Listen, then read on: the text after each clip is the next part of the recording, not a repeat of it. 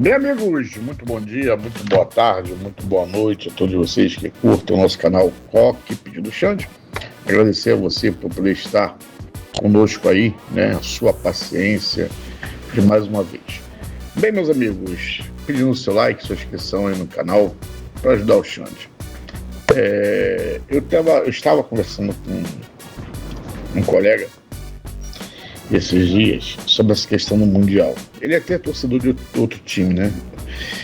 E eu tava falando com ele, rapaz, o Mundial é bom e tudo, é uma vitrine, mas só que o Flamengo pode ter um problema sério. Não só o Flamengo, como o Fluminense, o Botafogo, o Palmeiras também, né? Claro.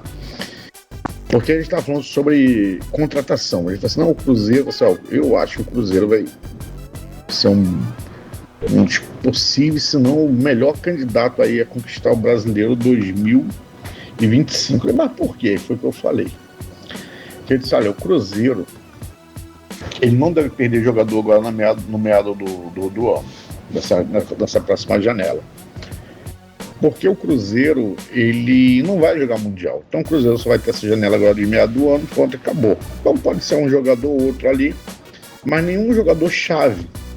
Nenhum jogador que seja muito funcional para o esquema do Léo Jardim, que para mim é um dos grandes técnicos, se não hoje o melhor técnico de atividade do Brasil.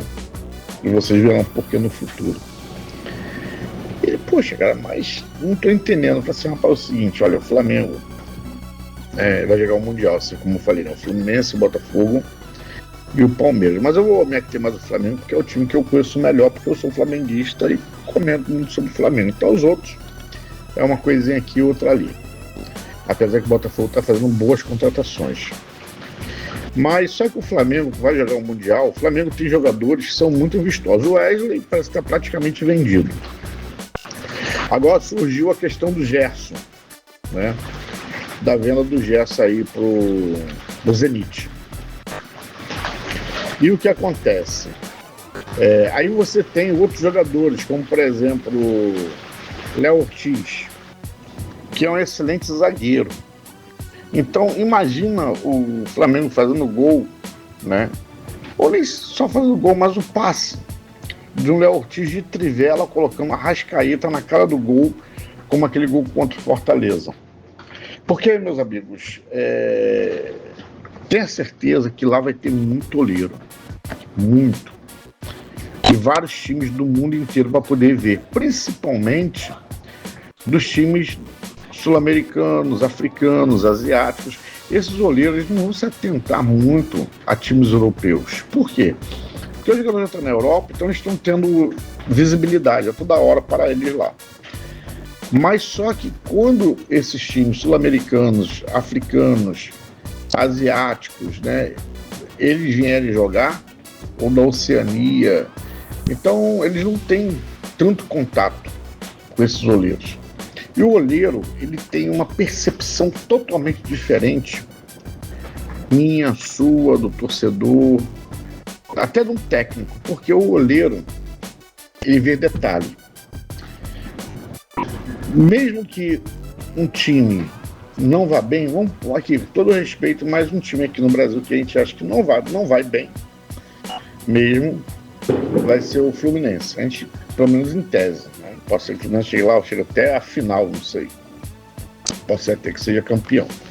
Mas em tese, dos quatro, Flamengo, Palmeiras e Botafogo, o Fluminense seria o mais fraquinho.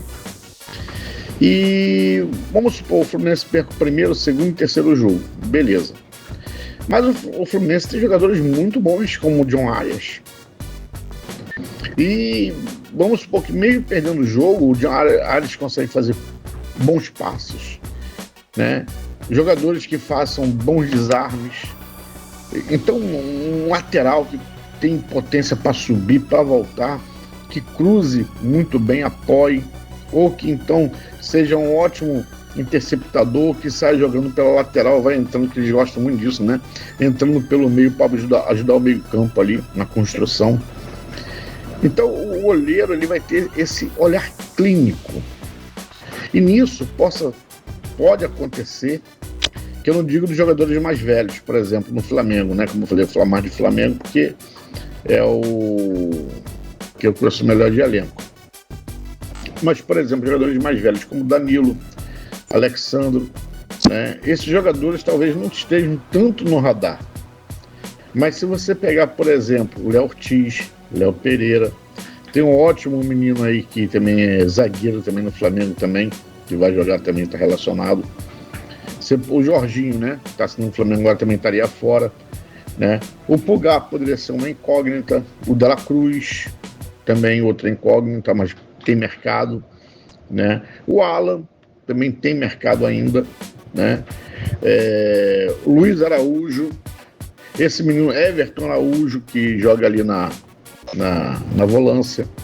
Você tem o próprio Michael, que já foi do mundo árabe, né? O Cebolinha, que já foi para a Europa, mas Cebolinha não deve ser vendido. Cebolinha está numa péssima fase, muito mal mesmo, né?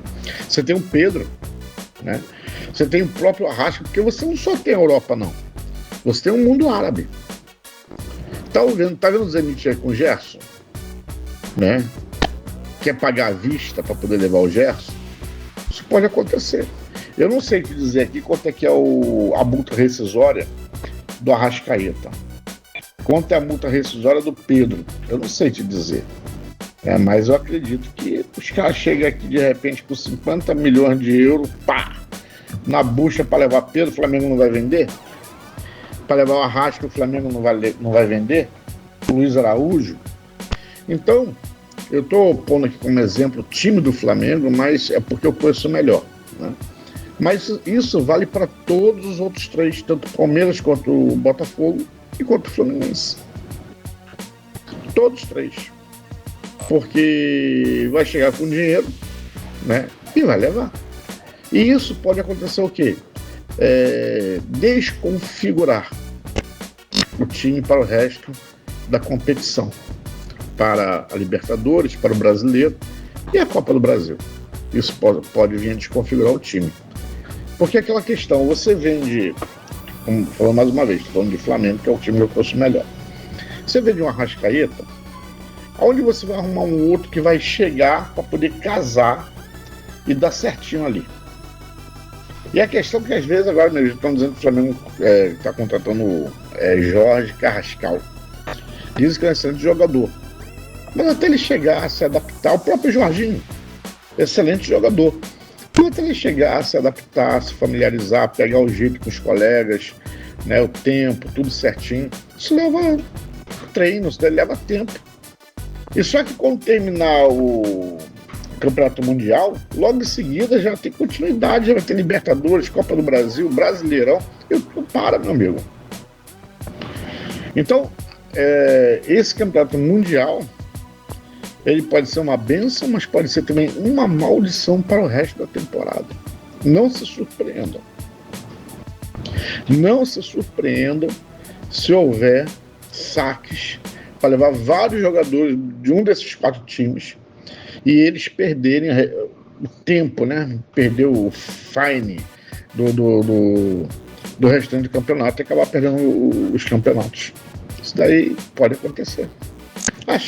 Mas pode acontecer com qualquer time, verdade, mas só que esses 4 hoje são os que estão em evidência devido ao Campeonato Mundial. Então, meus amigos, é torcer, né? Vamos ver. E sem expectativa. Mas por quê? Cara, não há porquê. Eu acho que vai lá, vai jogar, faça o melhor. Chegou às oitavas de final, beleza. Deve passar para as quartas? Maravilha. Chegou à semifinal? Ótimo. Chegou à final? Milagre. Ganhou? Quase que impossível. Então, pessoal, é isso daí, tá certo? Um abraço a todos. Fui!